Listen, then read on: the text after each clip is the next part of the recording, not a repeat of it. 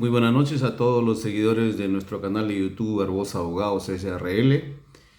Mi nombre es Jesús Barbosa. Este es un canal de servicio a la comunidad jurídica, a los litigantes y a todos los interesados en la especialidad del derecho civil, militar, policial, penal, constitucional y laboral en este país.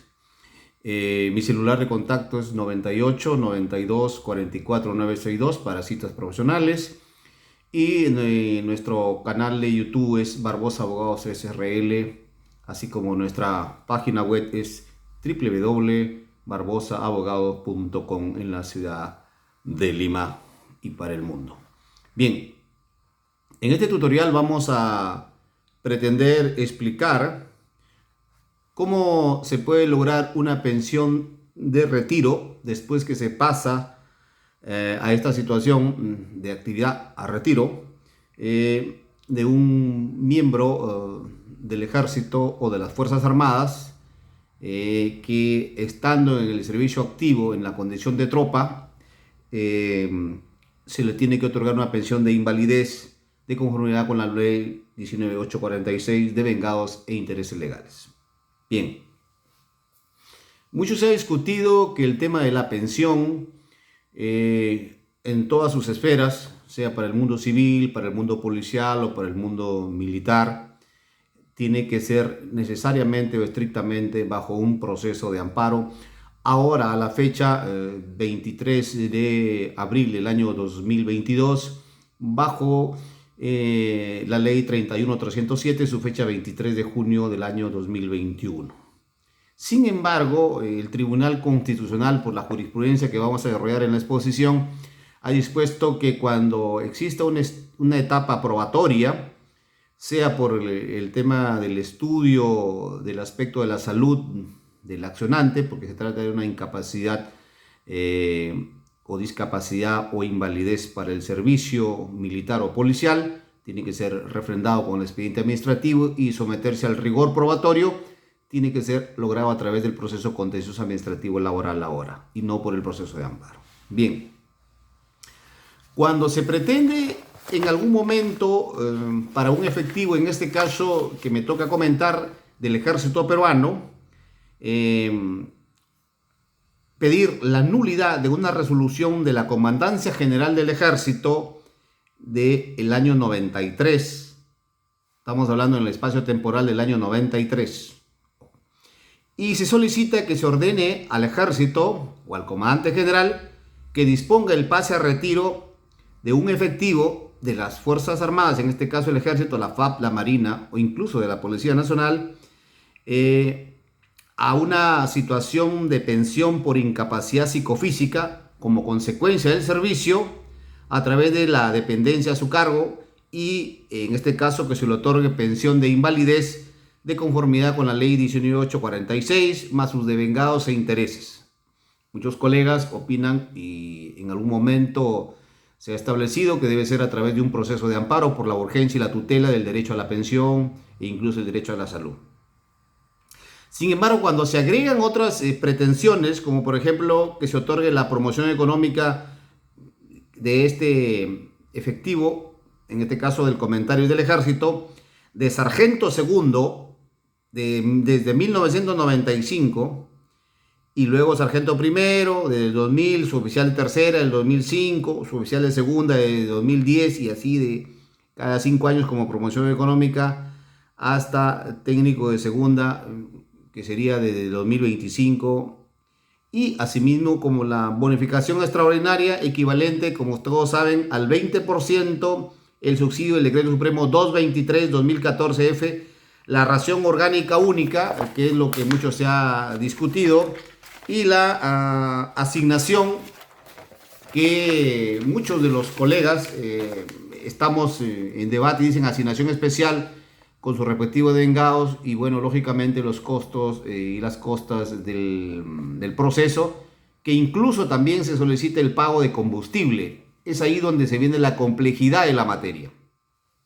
Entonces, cuando se otorga una promoción económica cada 5 años, por ejemplo, desde, en este caso, de un efectivo sargento hasta el técnico de segunda, que se puede aprobar cada 5 años, y no se le otorga el combustible, son entre otras razones por la complejidad o la lectura del expediente administrativo.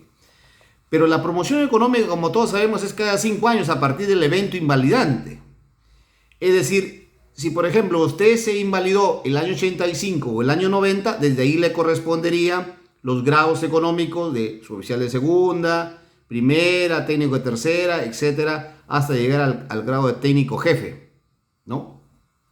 Superior. Esto es de conformidad con el artículo 4 del Decreto Supremo 019 de 2004 de ESG. Esa es la parte normativa. Reitero, artículo 4 del Decreto Supremo 019 de 2004 ESG. Ahora dirán, ¿ustedes por qué se le va a solicitar el tema de la promoción económica? Porque si bien es cierto, mire usted, tendríamos que enfocar un tema constitucional, que el acto invalidante sería del año 85, 90, incluso hasta antes del 93, le correspondería por mandato del artículo 187 de la Constitución del 79, retroactividad en tema laboral. Bien, pero uno de los argumentos es que como alcanzó el grado remunerativo de técnico de primera a partir de, por ejemplo, digamos, febrero o enero del año 2010 o 2015, el año que le correspondería, entonces tiene derecho a percibir el beneficio de combustible, de conformidad con el Decreto Supremo 037/2001-F. Pero también tenemos que saber que esa es la versión de la parte accionante, de la parte demandante. Pero tenemos que decir qué cosa va a contestar el procurador del ejército. Lo primero que va a decir es secciones de caducidad, prescripción, exención de improcedencia por la materia, litispendencia, oscuridad, ambigüedad del fondo de proponer la demanda, que son copias y pegas que hacen los procuradores del ejército de un caso hacia otro con la fin de quebrantar desde un inicio el derecho a la pensión o incluso a la salud que tienen los efectivos de las Fuerzas Armadas y la Policía Nacional ante un juez constitucional para este caso que estamos debatiendo, pero sin embargo aclarando que le corresponde el proceso contencioso administrativo laboral. Ese es un peritaje médico legal que lo hace la sanidad del ejército, o en este caso el Ministerio de Defensa o de la Policía Nacional. El peritaje médico legal es básico porque ahí se puede demostrar el tratamiento que se llevó a cabo y el porcentaje de la lesión que pueda presentar el paciente. Pero la calificación del hecho, lógicamente, tiene que postularse en una resolución administrativa teniendo como sustento ese peritaje y ese expediente administrativo médico, que es fundamental para poder ofrecer la postulación del proceso.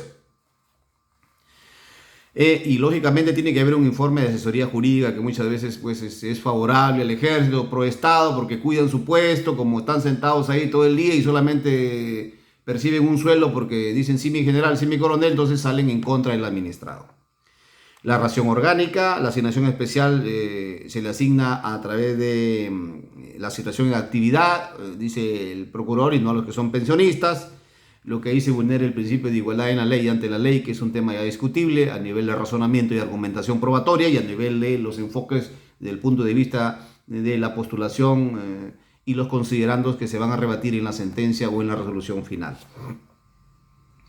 El pago de subsidios también que se pretende en el decreto legislativo 1132 del 2012, EF, bueno, se puede discutir y dice el procurador en una contestación eventual de la demanda que notifica que el personal que se invalide fuera del acto de servicio le correspondería este beneficio. Bueno, es un tema debatible y postulatorio. Cuando nosotros tenemos que ver esta parte ya razonada y demostrada a través del desarrollo de la demanda, tenemos que darnos cuenta de que cuál es lo que pretende o qué es lo que postula en su pretensión el accionante. Un resumen, que se disponga, por ejemplo, su baja del servicio activo por invalidez a consecuencia del servicio y como consecuencia de ello se le otorga una pensión de invalidez equivalente al 100% de la remuneración correspondiente a un suboficial de tercera del ejército en situación de actividad o un suboficial de tercera de la Policía Nacional o un suboficial de la Fuerza Armada o un técnico, pero tiene que estar probado de que esto tendría que ser equivalente a un suboficial en situación de actividad, ¿no? Así como los beneficios de promoción económica, combustible, ración orgánica, asignación de personal, bonificación extraordinaria del decreto de urgencia 020-2011, ojo, 020-2011, y los subsidios del decreto legislativo 1132-2012 y el decreto supremo 223-2014, incrementado por el decreto supremo 399-2015, con su respectivo devengados, intereses legales, costas y costos. Aquí se considera que el accionante, policía o militar, considera que se le debe otorgar una pensión de invalidez equivalente al 100% de la remuneración correspondiente de un suboficial del Ejército o de la Policía Nacional en situación de actividad. ¿Por qué? Por invalidez adquirida a consecuencia del servicio. Ese es el argumento central. Pero vamos a analizar un poco la parte jurídica. ¿Qué dice? Es menester recordar que el artículo 11 del decreto ley 19846, a aplicación por el principio de temporalidad al hecho invalidante, que sería 85-90, porque este decreto legislativo ya está derogado por el 1132-1133, que ustedes saben del año 2012 del gobierno de Ollanta. Pero estamos hablando de un año del año 85-90. ¿Qué dice ese artículo? Para efectos de aplicación por el principio de temporalidad. Artículos: el personal que en acto o consecuencia de servicio se invalide, cualquiera fuese el tiempo de servicios prestados, percibirá en su pensión el íntegro de las remuneraciones pensionables a las del grado o jerarquía del servidor en situación de actividad. Inciso 11A. Para el cadete o alumno de las escuelas de formación de oficiales, el 100% de la remuneración básica correspondiente a la de alférez o su equivalente a un grado de jerarquía en situación de actividad. Y para el alumno de formación del personal subalterno y auxiliares, el 100% de la remuneración básica correspondiente a la de menor grado y a la jerarquía de especialidad en situaciones de actividad. Ojo, hablan de remuneración básica, no hablan de remuneración consolidada, que ahora sí lo tiene el 1132-1133. Pero es un tema discutible de un enfoque constitucional y doctrinario, que eso tendría que argumentarse ya a través de la postulación de la demanda. Para el personal de tropa, apropina el 100% de la remuneración básica correspondiente a un suboficial de menor categoría del ejército o su equivalente en situación de actividad. Pero el artículo 12 del decreto ley 19846 dispone también que el personal que se invalide o se incapacite fuera del acto de servicio tiene derecho a percibir el 50% de las pensiones indicadas en el artículo 11. Bueno, correspondiente al momento de el acto de invalidez o incapacidad, cualquiera sea el tiempo de servicios prestados, salvo que le corresponda mayor pensión por los años de servicio. Es un tema que tiene que ser debatido y analizado a la luz del expediente administrativo.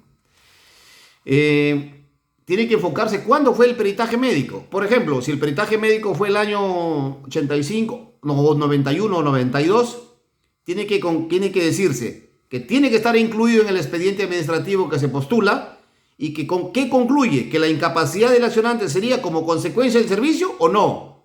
Y si es como consecuencia del servicio, corresponde que se le aplique el artículo 10 del decreto supremo 09 DSF, reglamento del decreto ley 19846, ley de pensiones militar policial. Entonces la resolución que se cuestiona, en este caso del Comandancia General del Ejército, tiene que verse que al momento de los hechos ostentaba, por ejemplo, el grado de sargento o cabo, o el grado que ostentaba como personal de tropa, y si esta baja fue del servicio activo por invalidez adquirida en acto fuera del servicio, entonces le corresponde que se le otorgue una pensión de invalidez a partir del primero del mes subsiguiente, equivalente al 50%, como dice el artículo 12 del decreto ley 19846. Y además es una pensión no renovable en acto fuera del servicio, porque ustedes saben que la pensión no renovable no se le incrementan los haberes, bueno, lo cual para mí es un poco inconstitucional e injusto, pero es un tema ya de derecho constitucional desarrollado en la propia ley ya derogada. En este contexto es necesario aclarar, pero ustedes dirán, pero ¿dónde está la jurisprudencia que usted dice, señor abogado o doctor, que el Tribunal Constitucional ha reiterado en algunas jurisprudencias? Bueno, es cierto. Por ejemplo, ojo, que hay un tema de conflicto por el artículo 103 de la Constitución respecto a esa jurisprudencia, porque son, por ejemplo, la del 1192-2014, la 1585-2011, la 37.5-2009, entre otras. Pero estas jurisprudencias, ¿qué señalan? siempre es bueno establecerse pues la postulación, porque hay que hablar con base jurisprudencial, doctrinaria y probatoria. ¿Qué dice? Que en cuanto a la comprobación de que la condición que invalide el servidor se produjo en acto o como consecuencia del servicio, el mismo texto legal establecido en el artículo 25 que el dictamen de asesoría legal tiene por objeto, luego de evaluar la documentación respectiva, es importante que el expediente administrativo de salud, desde ahí el abogado comience a ejercer defensa, incorporando los medios periciales, probatorios en sede administrativa, para que tengan como resultado éxito en sede judicial, por las labores prestadas, ¿no? ¿Qué naturaleza tiene la invalidez del servidor? En relación, lógicamente, a los servicios prestados. Ahora, entonces nosotros tenemos que ver qué pruebas se han aportado en ese expediente administrativo, cuáles son las consideraciones que se observan en la resolución cuestionada y los casos similares que también el Tribunal Constitucional ha desarrollado, como por ejemplo, ya le digo, la RTC 375-2009, que señala: verificándose que no obran autos documentos mediante los cuales se acredite en forma fehaciente la relación de causalidad entre la afectación que padece el demandante y la circunstancia y el modo en que éste se produjo. Esa relación de causalidad tiene que ser en el acta de la junta médica. Usted la puede observar, puede pedir su nulidad, puede pedir participación de un perito, pero eso queda en la etapa del abogado y la defensa. Desde ahí nace que usted como administrado tiene que ejercer sus derechos, ¿no? Consecuentemente, toda esta parte postulatoria o probatoria tiene que ser rebatida desde ese expediente administrativo, si es de esta naturaleza el contenido de la pretensión, no en sede de proceso de amparo, conforme a la jurisprudencia desarrollada, sino en un proceso contencioso administrativo laboral que se debe iniciar argumentando y probatoriamente con todas las pericias y postulados que haga el abogado en sede administrativa. Bien, mi nombre es Jesús Barbosa. Termino como comencé. Este es el canal de YouTube Barbosa Abogados, especializado en Derecho Civil, Militar, Policial. Estamos a sus órdenes en el celular de contacto 98 92 44 962. Gracias.